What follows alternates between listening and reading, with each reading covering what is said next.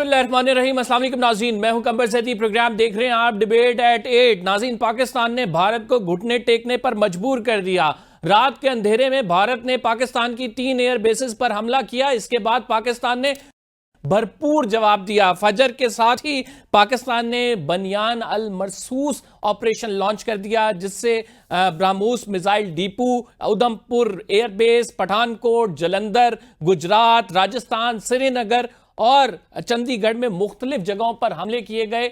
और इन हमलों के बाद फिर सदर डोनाल्ड ट्रंप की एक ट्वीट आई, जिसमें कहा गया कि हम रात भर से इंगेज करने के दोनों फरीकैन को कोशिश कर रहे थे और दोनों फरीकैन रजामंद हो गए हैं कि वो जो है अब सीज फायर पर आए और एक न्यूट्रल वेन्यू तलाश किया जाएगा, जिस पर पाक भारत जो है मुज़ाकरात होंगे। ये पीस टॉक पर आज बात करेंगे। पाकिस्तानियों के लिए एक बड़ी खुशखबरी ये है कि एक अपर एज पे एक स्ट्रेटेजिक मूव के तहत हमने ये इस जंग को खत्म किया है और सीज फायर पर हम आमादा हुए हैं। पाकिस्तान की जानिब से जो हमला था उसके बाद अब भारतीय टीवी चैनल्स पे ये कहते सुना गया कि आप तो हमारी एयर बेसिस की हिफाजत नहीं कर सकते, अपनी आवाम की हिफाजत कैसे करेंगे। फिर भारत की जानिब से बयान आया और भारत ने इस बयान में कहा कि वो मजीद एस्केलेशन नहीं चाहते हैं। यानी पाकिस्तान का हमला, पाक फौज का हमला इतना मौसर था कि भारत जो है वो मजबूर हो गया कि वो पाकिस्तान के साथ सीज फायर की बात करे और अमेरिका ने बीच में इंटरवेंशन की। वो अमेरिका जो जेडी वेंस है, नायब उनके सदर हैं, वो बयानात दे रहे थे कि ये हमारा मामला नहीं है, हम इसमें बीच में नहीं पड़ेंगे। और अब जो है उनकी जानिब से ट्वीट जो आई है, जिस तरह से अमेरिका ने इंटरवीन किया है। मार्क रूबियो का जनरल आसिम मुनीर से रब्ता हुआ, फिर वहां पे भारत में जयशंकर से रब्ता हुआ और उसके बाद फाइनली जो है सीज फायर हो चुका है। ये सीज फायर किन टर्म्स एंड कंडीशन पे होगा, पैटर्न क्या होगा इन पीस टॉक का, इस पर बात करेंगे। साबिक सेक्रेटरी खारजा एजाज चौधरी साहब हमारे साथ मौजूद हैं, वेरी सीजन डिप्लोमेट। सर, बहुत शुक्रिया हमें प्रोग्राम में ज्वाइन करने के लिए। बहुत बड़ी डेवलपमेंट, इस डेवलपमेंट का इंतजार भी किया जा रहा था, खसूसन अवाम की जानिब से जो इस खत्ते में बसती है, जो अल्टीमेटली साइंस ने प्रिवेल किया। किस तरह से देखते हैं आप इस डेवलपमेंट को, अमेरिका की जानिब से जो ये बीच में इंटरवेंशन की गई है? सेंस तो इसलिए प्रिवेल की है मेरे भाई कि पाकिस्तान ने जवाब दे दिया। देखें, दुनिया जो है वो ताकत की ही जुबान समझती है, खुसूसन आजकल का जो माहौल है। ये समझते थे कि पाकिस्तान जो है वो कमजोर पड़ गया है तो इसलिए इसको दबाओ।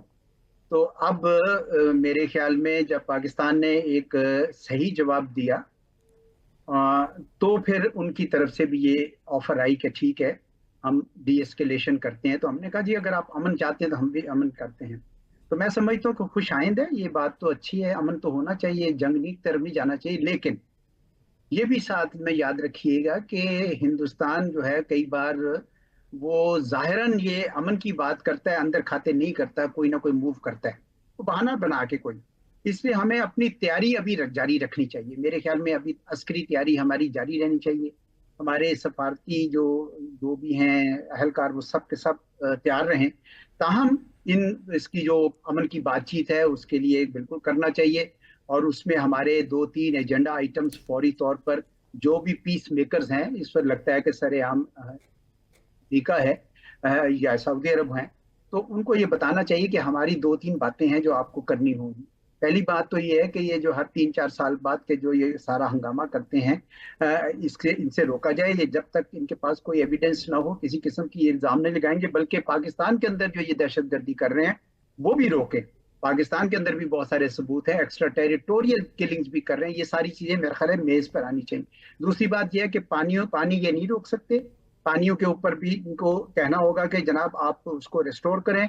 और तीसरी बात यह है जो सबसे इंपॉर्टेंट है, वो है कि कश्मीर का मसला, जिसकी वजह से ये सब हो रहा है। इन्होंने पिछले 6 साल में कश्मीरियों के साथ बहुत ज्यादती की है, उनकी शनाख्त छीनने की कोशिश की है, उनकी वहाँ पे मुस्लिम अक्सरियत उनकी ख़त्म करने की कोशिश की है।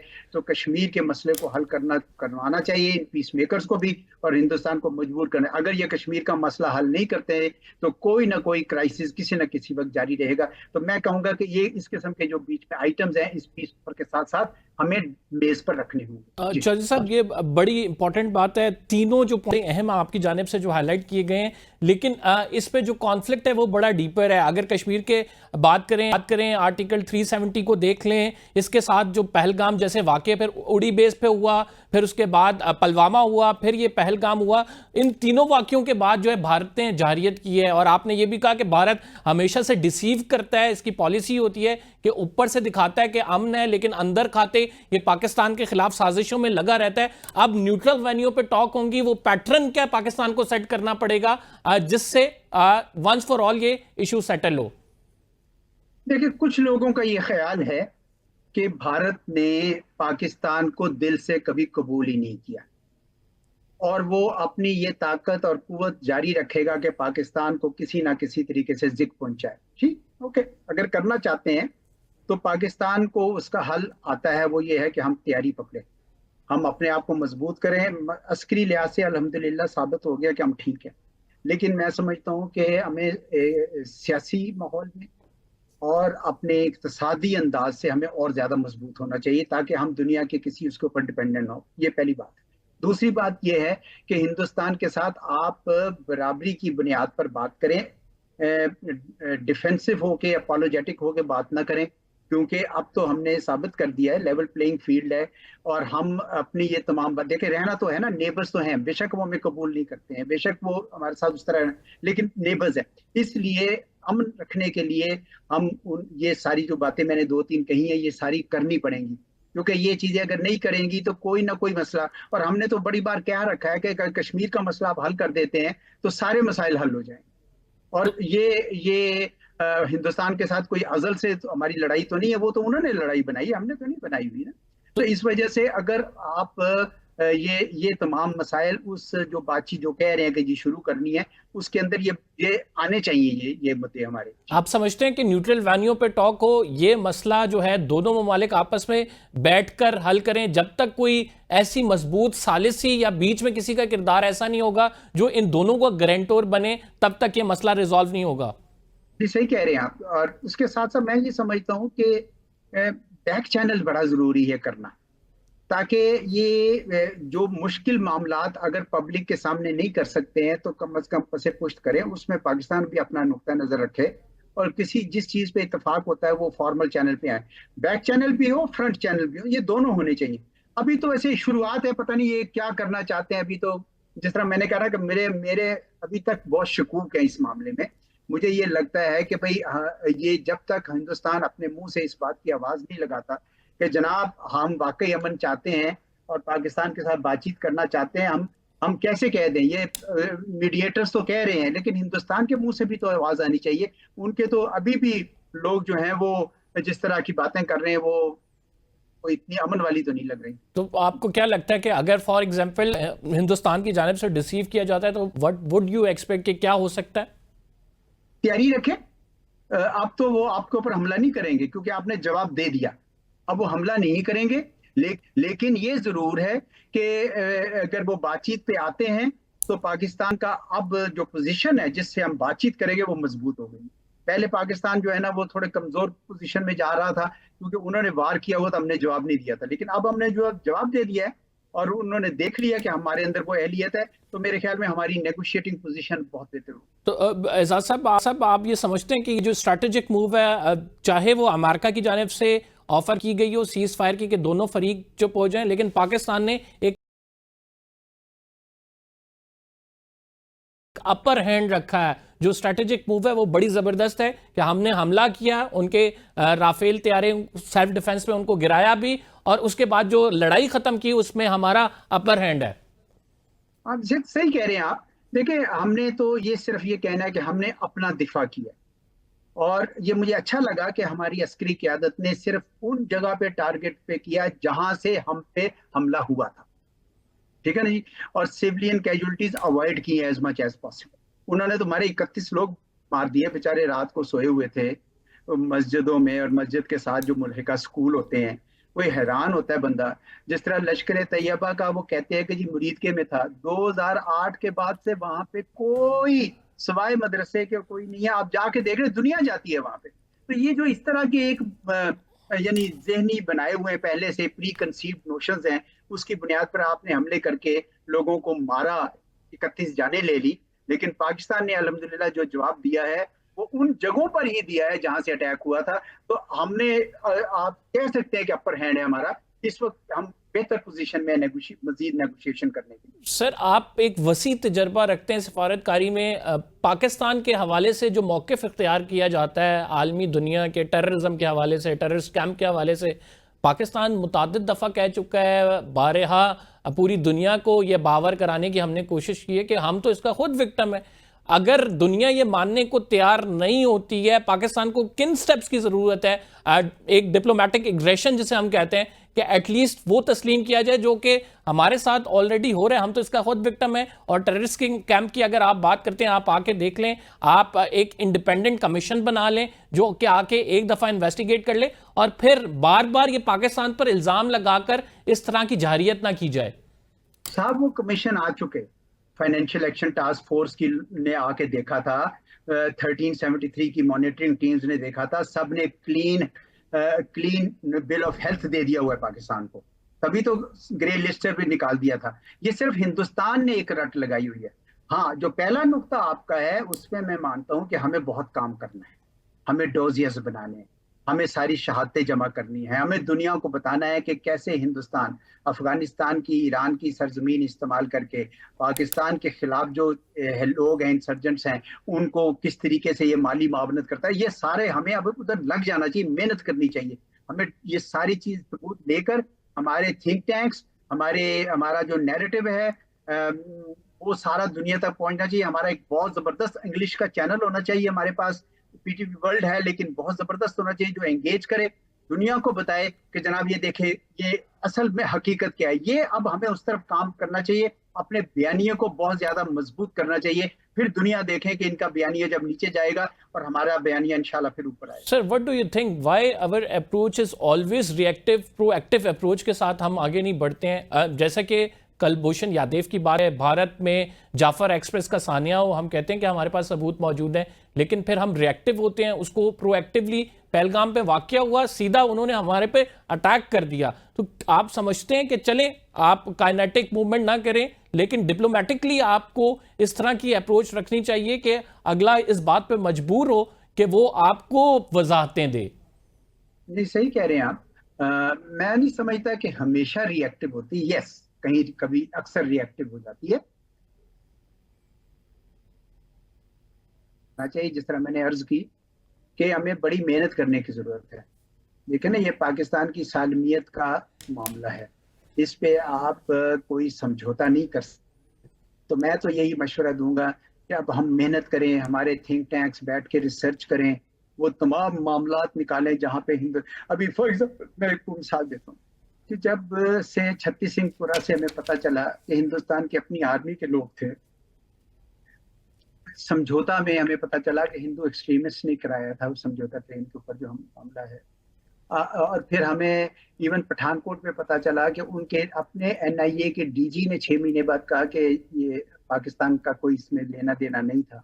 तो ये सारे सबूत हमें जमा करने की जरूरत है, और उन जमा करके फिर हम डोजियर्स बनाए, ये हमारी रिसर्च करनी चाहिए। वो फिर हमारे सिफारतकार, हमारे जो मीडिया है, हमारे जो बाहर जाते हैं लोग, उनके हाथों में ये टॉकिंग पॉइंट्स होने चाहिए। ये है प्रोएक्टिव अप्रोच जिसका मैं जिक्र कर रहा हूँ, ये हमें करनी चाहिए। इससे आप देखेंगे कि एकदम से, क्योंकि पाकिस्तान तो बड़े अरसे से अब अमन का दाई है, और ये जिनका इल्जाम हम पे लगा रहे हैं ये सारे फारग हो गए हुए लोग, ये तो बैंड एंटिटीज हैं जिनको हमने खत्म कर दिया हुआ है खुद। ये उस जमाने में पैदा हो गई थी जिस जमाने में ये अफगान जिहाद शुरू हुआ था, तो इस किस्म के सिलसिले शुरू हो गए थे। पाकिस्तान तो बिल्कुल ये काम नहीं करना चाहता। पाकिस्तान पुरअमन मुल्क है, हमारे पुरअमन लोग हैं।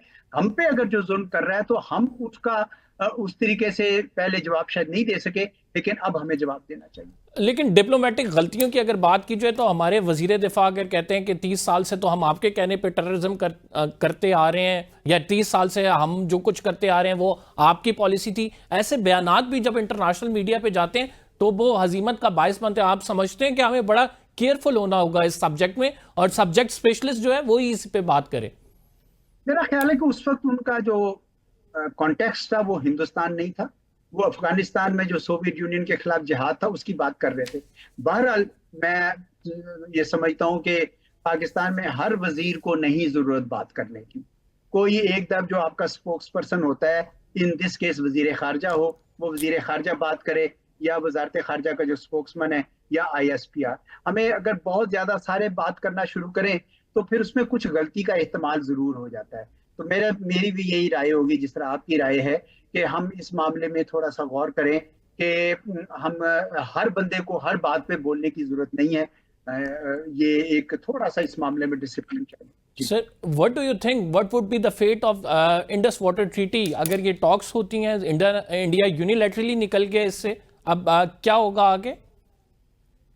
इंडस वाटर ट्रीटी के ऊपर हिंदुस्तान को कायल करना पड़ेगा कि जनाब ये आप नहीं काम कर सकते हैं, इत्मीनान से कर लीजिए, वरना हमने कह रखा है आपने अगर हमारे पानी रोकने की कोशिश की या हमारे पानियों को आपने डाइवर्ट करने की कोशिश की, कहीं और भेजने की कोशिश की, तो ये एक्ट ऑफ वॉर होगा।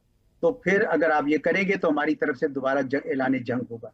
तो ये इसको फिर बड़ा संजीदगी के साथ उनके साथ दोबारा टेकअप करना पड़ेगा। ये अगर कोई बातचीत शुरू होती है कहीं पे भी कि जनाब ये ठीक नहीं है, ठीक है, अगर वो उसको थोड़ा बहुत रिवाइज करना चाहते हैं क्योंकि वो कहते हैं कि जी मौसमियाती तब्दीलियां आ गई हैं, तो उसके लिए अलहदा, मैं तो बड़ा अरसे से कह रहा हूँ कि एक एडिशनल प्रोटोकॉल या एक सेपरेट प्रोटोकॉल, ट्रीटी को ना छेड़ें, वो अलहदा नेगोशिएशन उसकी करनी शुरू कर दें। इंडस वाटर कमीशन जो है उनको आपने रोक दिया खामखा, वो काम किया करते थे, पिछले साल अगस्त से वो रुके हुए हैं, उनको काम करने। ये सारी बातें जब बातचीत होगी तो फिर ये बातें सामने मेज पर आएंगी और ये उस वक्त हमें करनी होंगी। पानियों से तो पाकिस्तान की जिंदगी जुड़ी हुई है ना जी, तो पाकिस्तान की सारी ज़राअत का उस पे इन्हिसार है, पाकिस्तानियों का की अपनी बका है उससे, इसलिए उसके ऊपर तो बाकायदा हम जैसे कहते हैं ना कि आखिर हद तक हमें जाना पड़ेगा।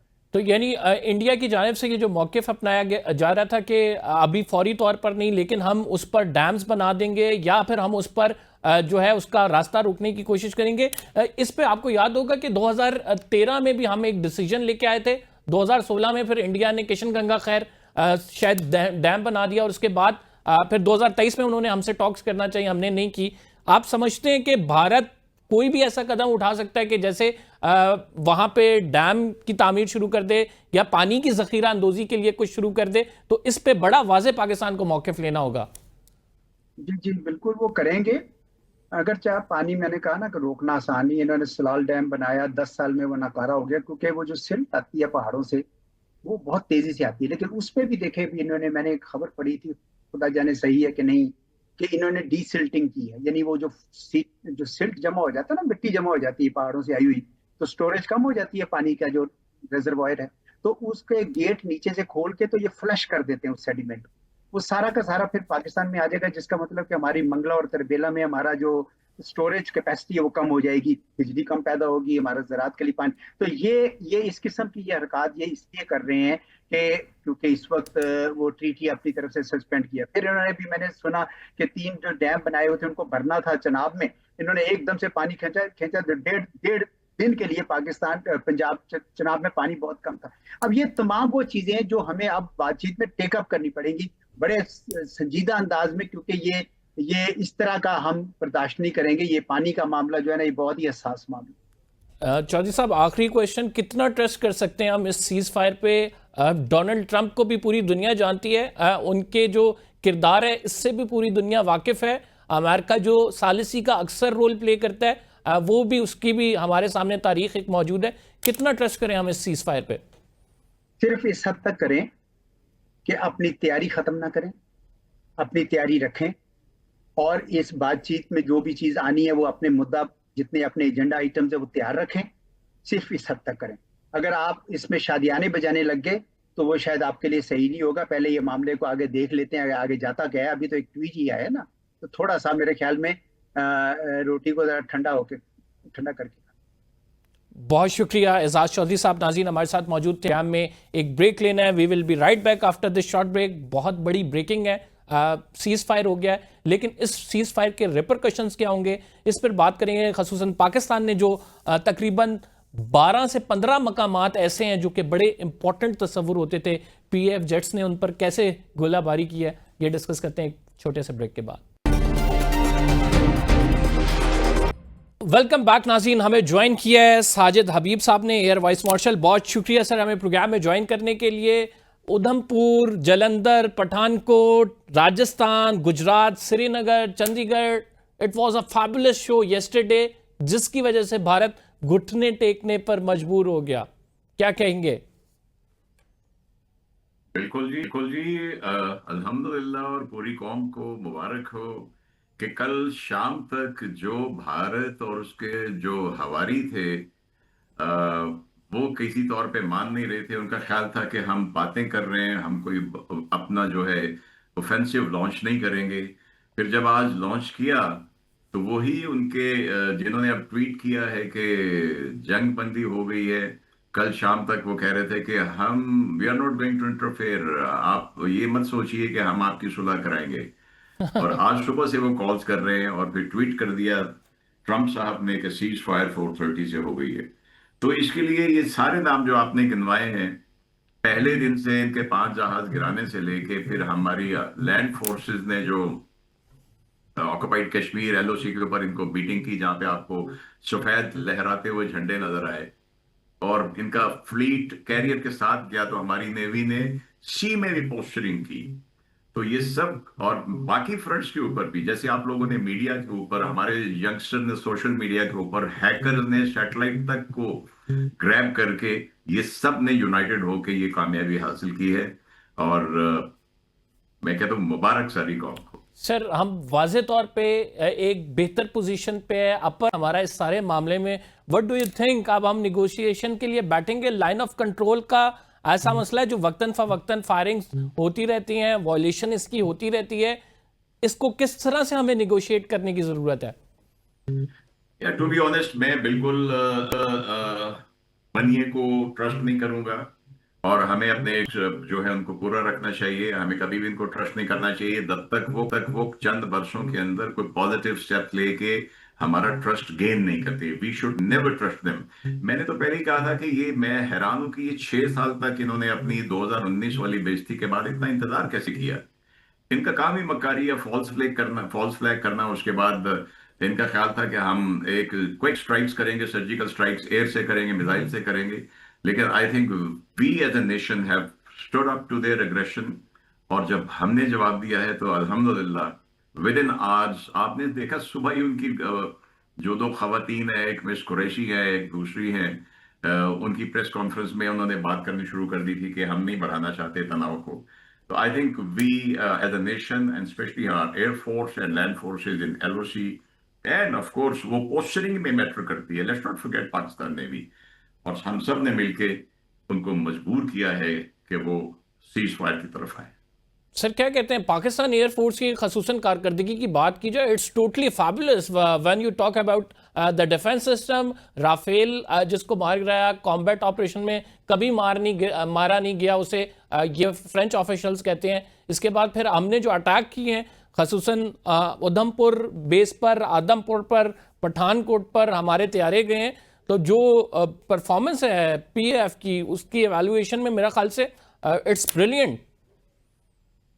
बिल्कुल जी, अल्हम्दुलिल्लाह, it's brilliant. I am myself proud of having been part of this tremendous air force. और मैंने पहले भी कहा था, हमारे आज के जो यंगस्टर्स हैं एयरफोर्स में, ये तो टेक्नोलॉजी के मास्टर्स हैं। बिकॉज अब इट्स ए बैटल इतनी चेंज हो गई है, एरियल बैटल के, ये एयर एंड स्पेस बैटल हो गई है, लेकिन सैटेलाइट इन्वॉल्व है। तो हमारी फोर्सेज ने, हमारी एयर फोर्स ने इनको न सिर्फ एयर में बल्कि स्पेस में भी हमने इनके सैटेलाइट्स को, इनके कम्युनिकेशन सैटेलाइट्स को डिस्टर्ब करके हमने अपना लोहा मनवाया है।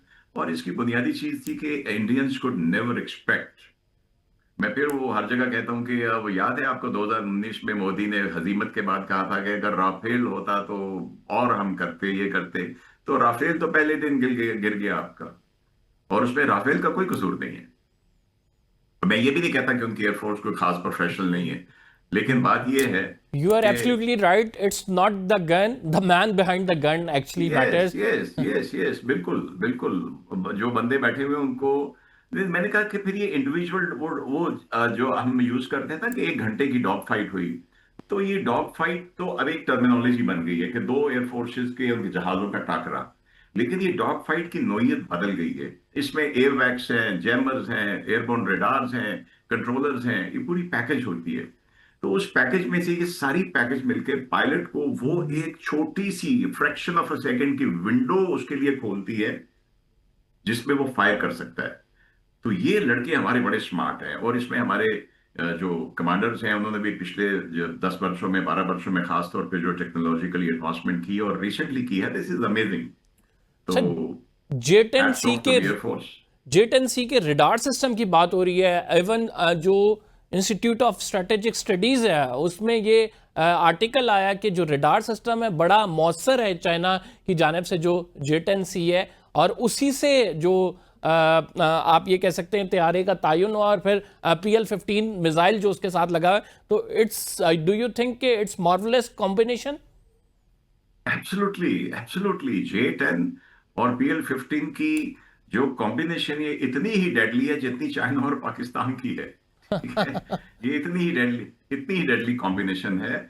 और इसमें मैं बस इतना सिर्फ कहूंगा without going into the technical detail कि उस बेचारे राफेल के या MiG-29 के या सू के पायलट को इतना टाइम ही नहीं मिला कि वो कोई इवेसिव यानी बचाने वाली मैनूवर कर सके, and they were hit. That is the reason.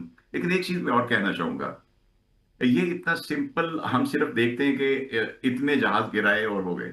हमारा एयरफोर्स में एक सिंपल सी चीज होती है जो फोकस होता है, वो इट्स नॉट सिर्फ हिटिंग द एनिमी और hitting the target and coming back safely. तो ये इस पे जरा गौर कीजिए कि अगर उनके 70-80 जहाज थे, हमारे 35-36 थे, तो ये थोड़े जहाजों का अपने से 3 गुना बड़े नंबर को, उनमें से 5 को शूट करना और विदाउट गेटिंग शॉट, बगैर किसी नुकसान के वापस अपने अड्डों पे आना, ये as a ex fighter pilot मेरे नजदीक उससे भी बड़ी अचीवमेंट है।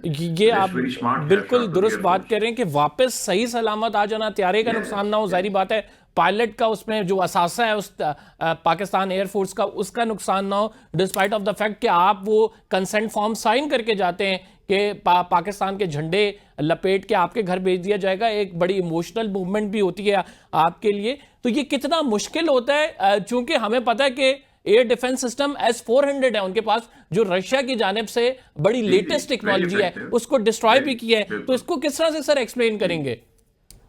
जी बिल्कुल, मैं कभी भी नहीं कहूंगा। इवन जो 2019 में अभिनंदन जो बाइसन फ्लाई कर रहा था, वो बड़ा मॉडिफाइड था।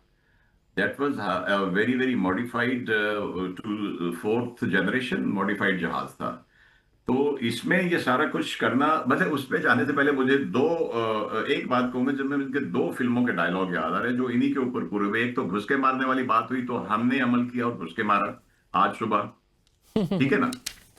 और दूसरा, जहां 70 की और 36 की 32 की बात थी, तो आई एम श्योर इनके कमांडर ने, मोदी ने पूछा था होगा कितने आदमी थे, याद है वो डायलॉग आपको? तो आई थिंक वो जो आपने की ब्राह्मोस की बात की है, जिसको हमने डिस्ट्रॉय किया, या इनके S-400 की बात की, they are very effective system. लेकिन जैसे आपने कहा कि इसको यूटिलाइज कैसे कर रहे हैं और दूसरे उसको काउंटर कैसे कर रहे हैं। ये जो मैंने आपसे कहा ना कि जब उनके इतने जहाज, हमारे इतने जहाज, तो जो पैकेज क्या काम कर रही होती, जो हमारे फाइटर हैं जिन्होंने शूट करना है, हमारे बाकी जो सपोर्ट टीम है वो इंश्योर कर रही है कि इनको जैम ना किया जाए, उनको जैम करें और बीच में से इनको दैट विंडो ऑफ अपॉर्चुनिटी दिलवाएं जिसमें वो फायर करें मिसाइल टाइम के ऊपर। 1 मिसाइल 2 को लॉक किया, 2 मिसाइल, और उसके बाद सेफली एग्जिट करते हैं। तो ये अल्हम्दुलिल्लाह पाकिस्तान को इसमें बड़ी कामयाबी मिली है, अल्लाह का बड़ा शुक्र है। नाज़रीन, प्रोग्राम में एक छोटा सा ब्रेक शामिल करेंगे। We will be right back after this short break. आप कहीं मत जाइएगा। वेलकम बैक नाज़रीन। अहमद सईद मिनाज साहब ने भी ज्वाइन किया है, ब्रिगेडियर रिटायर्ड। बहुत शुक्रिया सर हमें प्रोग्राम में ज्वाइन करने के लिए। ब्राह्मोस जो डिपो है जहाँ पे इनके मिसाइल पड़े हुए थे, उस जगह को पाकिस्तान ने टारगेट किया गया। उनके S-400 सिस्टम को टारगेट किया, उनकी एयर बेसिस को टारगेट किया। एक बात वाज़ेह कर दी पाकिस्तान ने कि जब वो अटैक करेगा तो पूरी दुनिया को पता लगेगा, और पूरी दुनिया इस चीज़ पर आई। फिर जो आपकी कुव्वत है, आलमी कुव्वत, उसने कहा कि आप दोनों फरीकैन को जंग नहीं करनी चाहिए, और भारत ने भी घुटने टेक दिए। तो ये जो हमारा सेल्फ डिफेंस में अटैक, हम इसे कह सकते हैं कि सेल्फ डिफेंस मैयर हम इसे कह सकते हैं, इतना मौसर था कि इसके बाद ये सब कुछ हुआ है। इस पोजीशन को मेंटेन रखने के लिए पाकिस्तान को टॉक्स में, सीज फायर टॉक्स में क्या करना चाहिए? जी, सबसे पहले तो अल्हम्दुलिल्लाह जो पाकिस्तान अफवाज ने अपनी कौम से वादे किए थे वो हरफ ब हरफ और जुमला ब जुमला, वादा ब वादा पूरा किया। और आज जो शुरू के जो 5 घंटे थे फजर के नमाज के बाद से लेके अगले 5 घंटों के अंदर इंडिया को अपने घुटनों पर लेकर आया। तमाम ऐसे जगहों को टारगेट किया गया जो कि टेररिज्म का मरकज था। टेररिज्म के मरकज में क्यों कहता हूं कि वो जो वही ब्राह्मोस जो एयर टू ग्राउंड फायर किए गए कि जहां मस्जिदें और मदरसों को हिट किया गया, शेखुपुरा के अंदर, मुरीके के अंदर और अहमदपुर ईस्ट में जहां बच्चे और औरतें शहीद हुए, वो बेसिकली मरकज टेररिज्म थे जो स्टेट स्पॉन्सर्ड टेररिज्म के जुमरे में आता है। और इसी तरह मिलिट्री इंटेलिजेंस के हेडक्वार्टर को तबाह किया गया। हमारे पास बहुत अपॉर्चुनिटीज थी, हमने मिलकर जो ऊपर श्रीनगर से लेके डाउन साउथ सूरतगढ़ तक जितने उनके बेसिस थे, फॉरवर्ड एयर ऑपरेशन बेसिस, उनको तबाह किया, उनके एम्युनिशन डेपोस को तबाह किया, उनके ब्रिगेड एंड बटालियन हेडक्वार्टर्स को तबाह किया। तो पाकिस्तान की जो रिजॉल्व है, कौम की जो नडरपन है, जो उसकी बहादुरी है, उसी तरह जिंदगी कारोबार चल रहा है, उधर जंग हो रही है, दुनिया ने इस चीज को ऑब्जर्व किया। और कल 24 घंटे पहले जो इंडियन गवर्नमेंट की और उसकी मिलिट्री, स्पेशली मोदी की जो एरोगेंस थी कि जिसमें फॉरेन मिनिस्टर जाता सऊदीया का और वहां पे सेक्रेटरी ऑफ स्टेट यूएस का बात कर रहे हैं और वो कह रहे हैं कि तुर्की के जो फॉरेन मिनिस्टरों ने बात की तो उन्होंने कहा जी वी डोंट केयर, पाकिस्तान को पनिशमेंट देनी है। तो वो पाकिस्तान में भी आए फॉरेन मिनिस्टर सऊदीया का और मायूस होके वापस चले गए। जब उन्होंने 5 घंटे के अंदर ये तमाम चीजें देखी हैं तो मोदी साहब जो है वो अपने घुटने पे हैं और भागे हैं फिर अमेरिका के पीछे कि हमें बचाओ। नाउ हैविंग सेड दैट कि हमें बचाओ, पाकिस्तान का सबसे पहले शुक्र अल्हम्दुलिल्लाह, क्योंकि जंग जो है किसी मसले का बिल्कुल हल नहीं है। ठीक। अब जो आप गए नेगोशिएशंस के अंदर तो आप बॉडी लैंग्वेज देख रहे हैं, सागदार साहब निगोशिएशन में बॉडी लैंग्वेज बड़ी मैटर करती है। आप सही दुरुस्त बात करें। मैं साजिद साहब से ये जानना चाहूंगा what would be the way forward now. हम एक ऐसी पोजीशन पे हैं जहां पे हमने उनके अटैक्स हुए, हमने उसका जवाब दिया, बड़ा सक्सेसफुली जवाब दिया। अब हमें न्यूट्रल वेन्यू पर सीज फायर की निगोशिएशन करनी है, इस निगोशिएशंस को आगे बढ़ाना है। तो आप क्या समझते हैं, क्या वे फॉरवर्ड है, किस तरह से पाकिस्तान आगे बढ़े? मैं समझता हूँ कि वे फॉरवर्ड में चले पहला स्टेप तो हो गया कि इंडिया ने सुबह अनाउंस किया कि हम इसको नहीं बढ़ाना चाहते अगर पाकिस्तान ना बढ़ाए, यानी कि उनको परेशानी थी कि हम अगर उन्होंने ना सीज फायर की तो हम इसको आगे बढ़ाएंगे और हमने बढ़ाना था।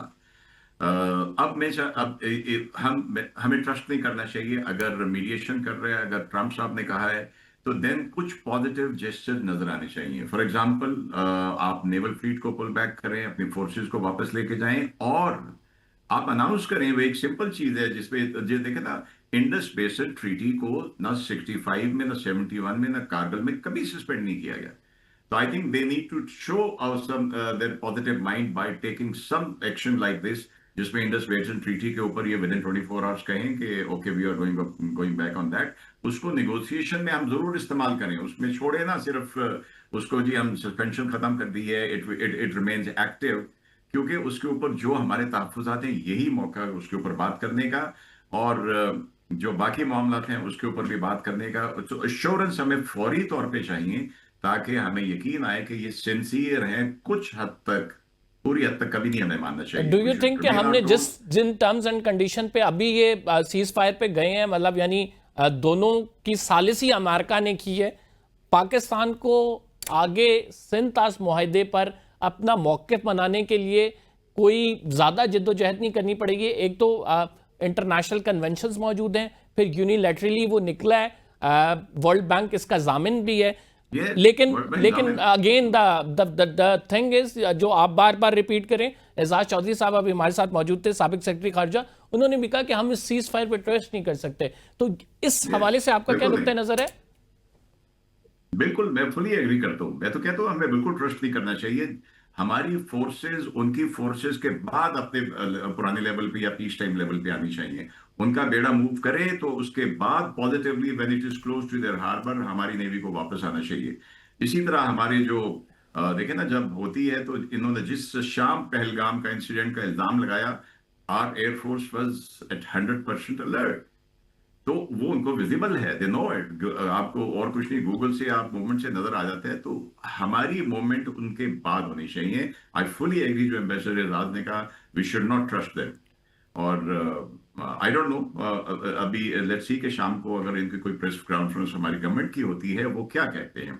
बट आई एम श्योर कोई ना कुछ उन्होंने एश्योरेंसेस यकीन सही। दहानियां ली होंगी। अहमद साहब, आप क्या समझते हैं कि एक बड़ा वाज़ेह पैटर्न है कि भारत जो है वो खुद से फॉल्स फ्लैग ऑपरेशन कराता है, चाहे वो उड़ी बेस का हो, उसके बाद फिर पुलवामा का हो, फिर अब पहलगाम हुआ है। तो हम क्या एक्सपेक्ट करें, फ्यूचर में भी कोई इस तरह का फॉल्स फ्लैग हो सकता है? आप हम पे फिर स्ट्राइक कर सकते हैं। ये तो चले हमने आपको जवाब दे दिए, लेकिन ट्रस्ट के लिए क्या करना चाहिए कि दोनों साइड पे ट्रस्ट डेफिसिट है?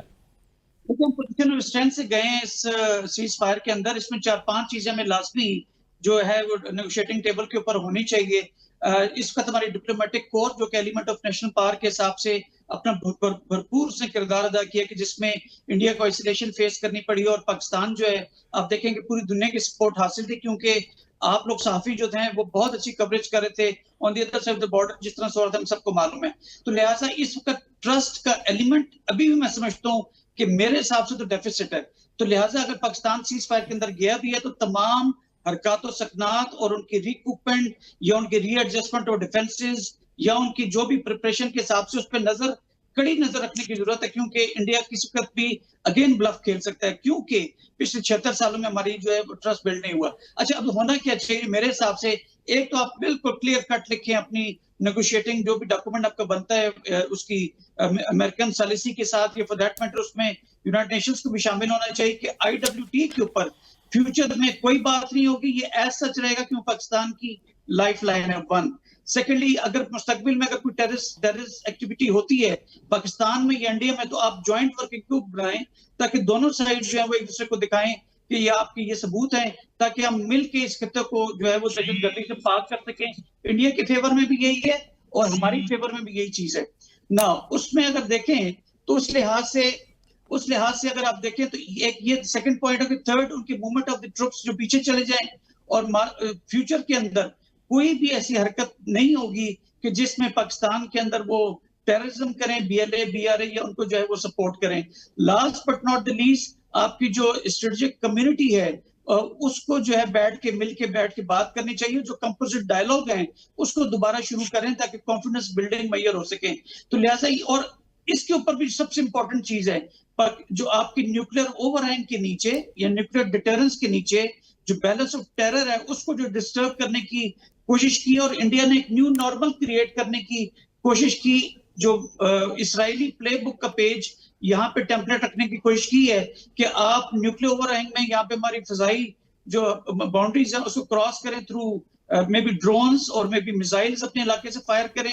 ये नहीं होगा, in the state of act of war होएगा। तो लिहाजा फ्यूचर को महफूज करने के लिए इंडियन साइड पे 1.5 करोड़ की आबादी और हमारे पास 25 करोड़ की आबादी, इनका मुस्तकबिल सेव करने का बेहतरीन मौका है। तो मैं समझता हूँ कि आज की जो सीज फायर की कॉल भी है इसने इंडिया को बुरी तरह से एक्सपोज किया है, जबकि पाकिस्तान के ऊपर जो 1-1.5 साल से थ्रू सोशल मीडिया और हॉस्टाइल इंटेलिजेंस एजेंसीज ने जो इंप्रेशन खराब किया था वो डैमेज कंट्रोल करने का मौका मिला।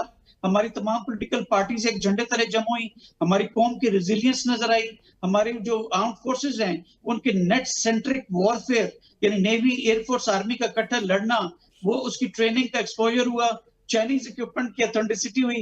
And on the other side इसको आप टोटली 180 डिग्री अपोजिट देख लें। हमारे साहबदार सबको बता रहे हैं, मुबारकबाद दे रहे हैं, जबकि उधर जो है स्पोक्स पर्सन आया है on the other side of the border, 1 minute की स्टेटमेंट दी है बगैर सवाल जवाब लिए, वो वहां से दौड़ा। What would be the fate of this peace talk? अगर ये फेल हो जाती हैं तो फिर क्या हम दोबारा से इसी पोजीशन पे वापस आ जाएंगे, या फिर आप कहते हैं कि उस डेटरेंस पैराडाइम में हम उसको इतना एस्टैब्लिश कर चुके हैं कि अब इतनी जल्दी भारत हम पर हमला नहीं करेगा? देखिए, बोन ऑफ कंटेंशन हमारी जितनी अब तक लड़ाई हुई है 1948 से लेके कल आज सुबह तक, अब से 2 घंटे पहले तक, जितनी लड़ाई है बोन ऑफ कंटेंशन आपका कश्मीर है। इंडिया को भी पता है, पाकिस्तान को भी पता है, दुनिया को भी मालूम है कि ये ऐसी डिस्प्यूट है कि जिसमें न्यूक्लियर फ्लैश पॉइंट किसी लम्हे भी बन सकता है। तो यहाँ पर जब तक एक म्यूचुअली एग्रीड कोई सोल्यूशन कश्मीर डिस्प्यूट का नहीं होगा तो ये 1.5 करोड़ की आबादी on the other side, 25 crore की आबादी इधर, इनके ऊपर जंग के बादल हमेशा मंडलाते रहेंगे और डेवलपमेंट के जाने के बजाय हम अपनी अफवाज को जो है वो आर्म्स रेस में मजबूरन जाते रहेंगे। तो लिहाजा मैं समझता हूँ कि सेंस प्रिवेल करनी चाहिए दोनों साइड्स पे जो पॉलिटिकल और मिलिट्री लीडरशिप है, उनको मिल के बैठ के दोनों तरफ की आबादियों के लिए, कि जैसे वेस्ट इतना तरक्की कर गया, हमारा फार ईस्ट देखें वो कितना तरक्की कर गया, हमारा सेंट्रल एशिया कितना तरक्की कर गया, तो साउथ एशिया बेचारा क्यों पीछे रह जाए? तो क्यों ना कश्मीर डिस्प्यूट को हम म्यूचुअली एग्रीड टर्म्स के ऊपर यहाँ के लोगों की मर्जी के साथ उसको सेटल करें? क्यों हम दोनों मिलकर बैठ के नहीं रह सकते, डिस्पाइट ऑफ द फैक्ट कि चीफ आर्मी स्टाफ ने भी कहा था कि हम 2 सेपरेट नेशंस है, इसमें कोई दो राय नहीं है, अपनी अपनी जिस तरह हम सोवरेनिटी के हिसाब से जीना चाहते हैं जिए, लेकिन यहाँ के अवाम का भी उतना ही हक है अच्छी जिंदगी गुजारने का कि जितने वेस्ट के लोगों की जो है जिंदगी गुजारने का, अच्छी जिंदगी गुजारने का हक है।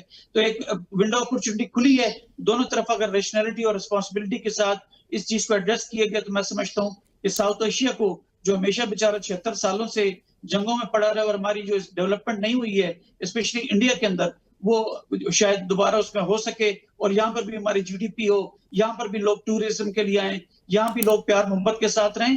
तो मैं समझता हूँ एक विंडो ऑफ अपॉर्चुनिटी है, लेकिन इंडिया के ऊपर ट्रस्ट करना जो है वो खतरे से खाली नहीं है, क्योंकि चाणक्य के मुताबिक मुंह पे राम राम बगल में छुरी। बहुत शुक्रिया। अहमद सईद साहब हमारे साथ मौजूद थे, अपनी राय का इजहार कर रहे थे। हमें भारतीय सीज फायर पर ट्रस्ट नहीं करना चाहिए। तीनों पैनलिस्ट हमारे इस बात पर मुत्तफिक हैं। पाकिस्तान ने भारत को जो जवाब दिया है, भारत घुटने टेकने पर मजबूर हो गया है। सीज फायर जो है आज अनाउंस कर दी गई है, पाकिस्तान के लिए बड़ा खुशाइंद है। एक अपर एज पाकिस्तान को हासिल हो गया है और अब जो पीस टॉक होंगी, अगर उसमें रैशनैलिटी प्रिवेल करती है, जो कि करनी चाहिए, तो हम किसी पीसफुल सोल्यूशन की तरफ भी जा सकते हैं। पाकिस्तान की आवाम तो एटलीस्ट यही चाहती है, लेकिन मोदी सरकार और भारतीय जो रियासत है वो क्या चाहती है, उसके मकासद आइंदा आने वाले दिनों में हमारे सामने आ जाएंगे। फिलहाल के लिए इतना ही। कंबर ज़ैदी को इजाज़त दीजिए, अगले प्रोग्राम में आपसे मुलाकात होती है। अल्लाह ने के बाद।